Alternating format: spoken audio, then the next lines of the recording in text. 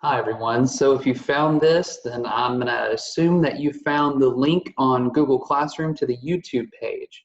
So on these asynchronous days that you have world history, I'm going to most likely upload either a set number of pages that you need to read to help answer the notes, or I'm going to upload a video like this that you're going to follow along with your notes template. That'll look something like this, which all of this will be uploaded on your own class's Google Classroom. So what I want you to do is, as we go along, I want you to follow along in the notes, and every time I come to a certain section, you can pause it, type in the answer, and then hit play and start over again. If you missed something, make sure to hit rewind, all of that. There's going to be different areas of the notes. You're going to notice on the left side of your notes page, there will be certain links. I'll tell you when to pause it, to pause this video, and click on that link, and that link will take you to a video that kind of just gives you a visual of what we're talking about. So today we're going to be starting, this is like some base foundational notes about the age of exploration, so the age of European exploration. And before we get going, you're going to notice in your notes, there's going to be a section called DQs. Those are discussion questions. And as we go through, you're not expected to answer those notes in a video when you're watching the video. The DQs will be what we answer during our live sessions where we actually discuss it as a class, and I'll break you up into different breakout rooms and stuff like that. You'll need to know what you're talking about, but those part of the notes is what we're going to answer together live. So you do not have to answer the DQs while you're watching the recorded video. So anyway, this is the typical setup of how it would be in a classroom, in my classroom, if we were live, which I know we all really wish was the case, but it's not. So we're just going to make the best of it as we go. So you're going to notice there's always going to be a do now, which is like your bell ringer, and your LG, which is your learning goal. So what do we want to learn? What's the main takeaway that we want to learn by the time we finish this set of notes? So your do now, it says have your notes page out and ready to begin the lecture. So just you need to be prepared, seated, and ready to go. The learning goal, so this target that we want to know by the time we finish this lesson is we want to be able to, I will be able to, IWBAT, I will be able to explain the motivation for European exploration. So we want to know why exactly these Europeans decided to start exploring new worlds outside of Europe. So why did they want to go to Africa? Why did they want to go to the Americas? Why did they want to go to Asia? What was their motivators? What motivated them? Just like you're motivated each morning to get up, some of you on the second or third try, myself included. But why do people want to go explore the world? So looking at our first section of notes, it says, so what influenced the European explorers? It's known as the 3 Gs. So you're noticing your notes for the first section, it says, so what influenced the European explorers? There are 3 X's. So for each X in the notes, that's 1 point that you need to know, okay? So there's 3 X's under the first question. The 3 reasons that Europeans wanted to explore, the 3 Gs, God, gold, geography. Pretty straightforward. That's your first 3 X's right here, here, and here. So God, gold, geography. So number 2 in your section, it says God. So what's the main takeaway you need to know about this? Europeans believed that God had told them to start exploring to spread Christianity, or that's what they claim. So for your first X right here, Europeans, the explorers, believed that God told them they had to explore the world to spread Christianity. And that's the excuse that they used, which we'll learn and get to that next. That's what they used to justify, in other words, why they were exploring. So why did they leave Europe and go here? Why did they leave Europe and go here? Why did they leave Europe and go all over and through here? So then we move into gold, your second G. So you got your first G was God, second G, gold. There are 2 things you need to take away from this. So gold, why did they want this gold? Why were they influenced to explore for gold? Because they wanted to make more money by getting gold and spices. So under gold, that first X right here, they wanted to make more money by getting gold and spices. So they wanted gold and spices. And so your second X is that by finding a faster route to Asia, they could trade more, so that meant more money. So they were influenced to get gold. They wanted to get more gold and money and spices. And so to get more spices, because right here, the Europeans are right here. They know that all the spices are over here. So they wanted to find the fastest route to Asia to get more spices, because they knew if they could get more spices, they could get more money or gold back then. It wasn't like dollars today, it was gold. So they knew that if they could get more spices, that means that they could sell that for more money, because spice was worth as much as gold is today, essentially back then. Because that's how they kept their food from spoiling, with spices. So the Europeans knew that if they could go to Asia, Southeast Asia, around in this area to get spices, they could get more gold. And then our last thing is geography.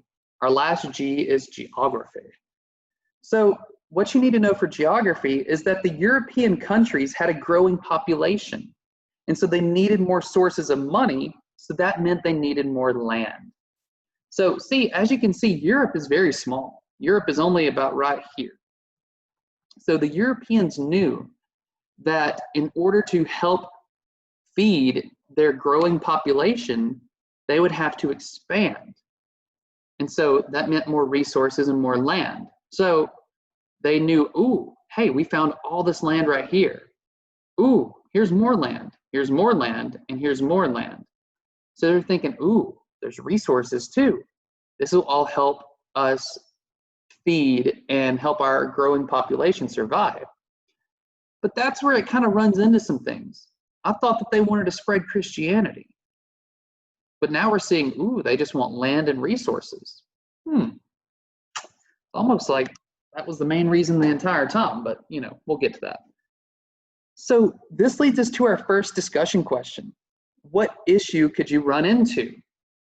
So what issues could run into the Europeans that just went to explore all these lands? Do you think they just found desolate, empty lands?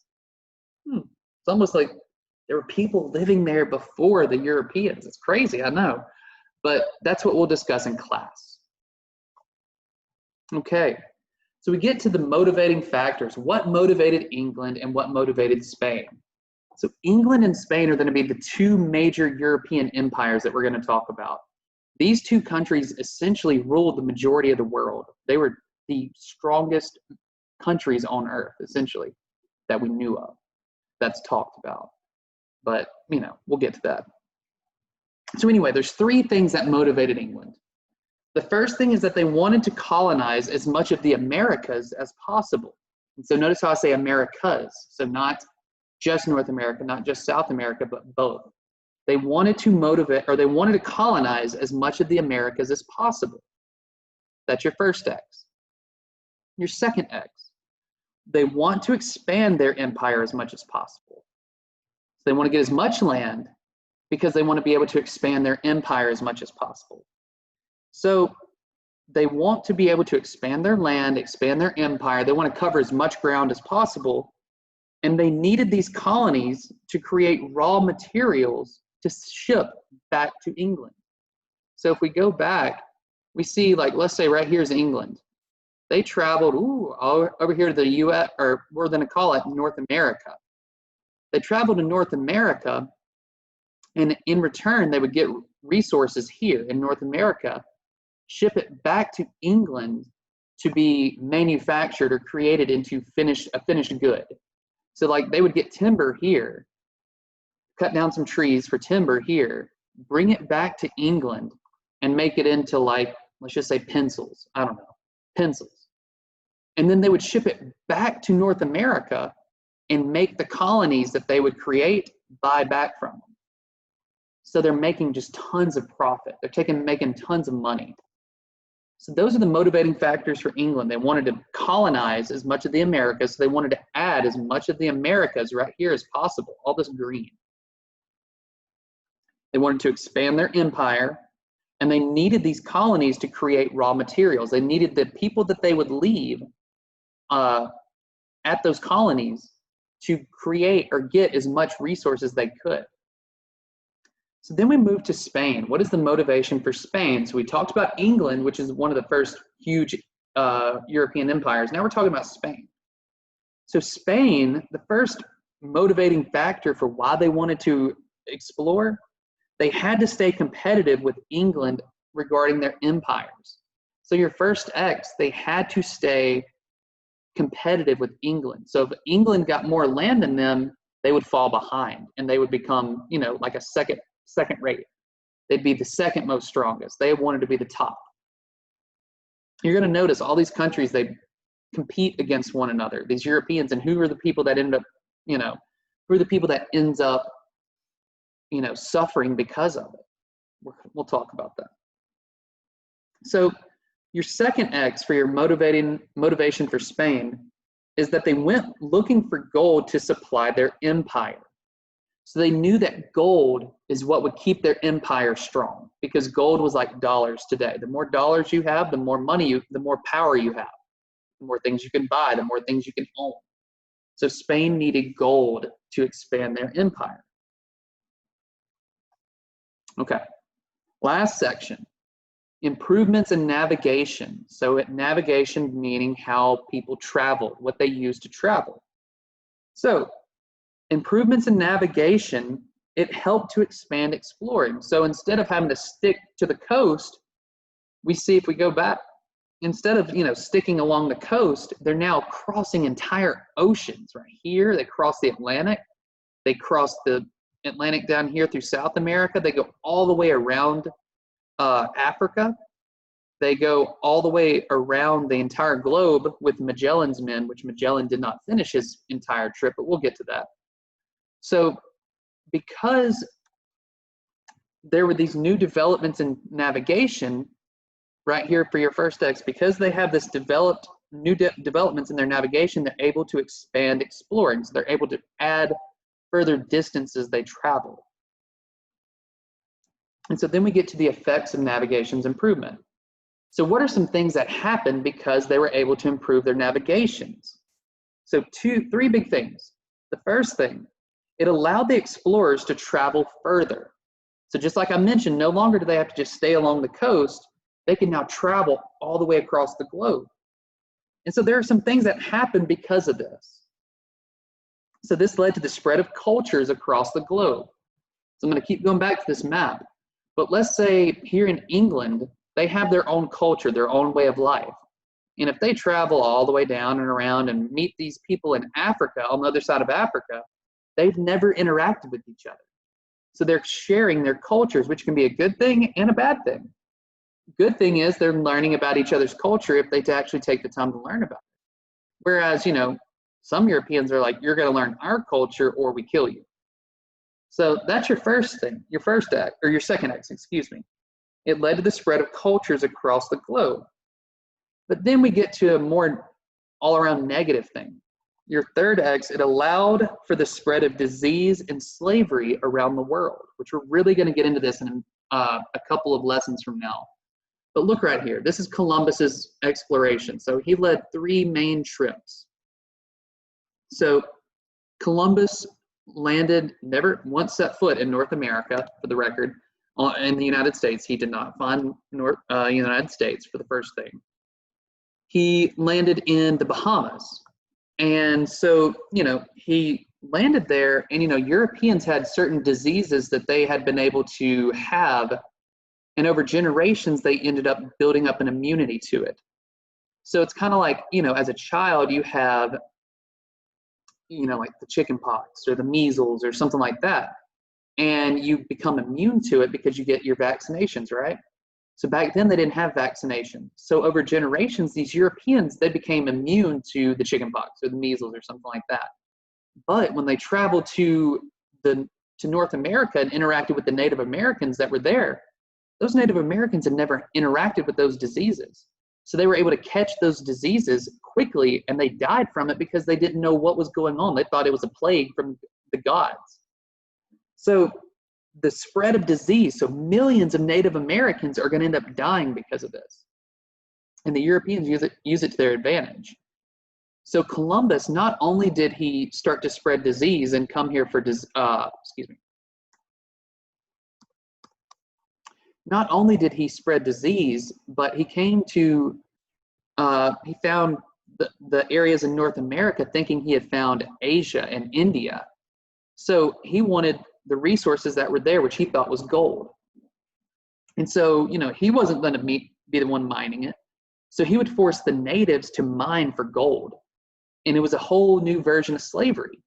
But he started spreading all these diseases, and, you know, the natives ended up dying out. You know, he wiped out entire populations. So then he had to think, okay, I need a new labor pool. So guess where they end up going? They go to Africa. So this is how Columbus essentially started the slave trade, which we're going to cover this more in detail in a few lessons, but I just wanted to kind of hint at it at the very beginning. So the three effects of navigation improvements: it allowed the explorers to travel further, it led to the spread of cultures across the globe, and it also allowed for the spread of disease and slavery around the world. So these are your effects. So you, at the very end, you're going to have your summarizer, but we're going to answer this together in class when we do our live discussion. So what I want you to do, you now had all of the notes. I want you to go back and on your notes, there is a link to go watch about the spread of disease. There's a quick YouTube video. I want you to follow that link, watch the video. You'll also see, once you finish all these notes, you know, you can rewind and go back and get a section if you didn't get it, if you weren't able to type it out and answer these notes. But also, what I want you to do is, in Google Classroom, there's also a link for a short comic strip on Columbus that I'm going to post. And I want you to read through that, just glance at it, because we're going to use it later on in a later lesson. I just want you to familiarize yourself with it. So make sure to finish up these notes, watch the quick video, and you need to have these notes completed by the time we have our live class, because we're not going to go over the notes in class. We're just going to do the discussion questions. Then I have an activity for us to do on Google Classroom. So this is the end of the first video. I hope you enjoyed it, and we will discuss everything when we have our live meeting. All right, y'all have a good night.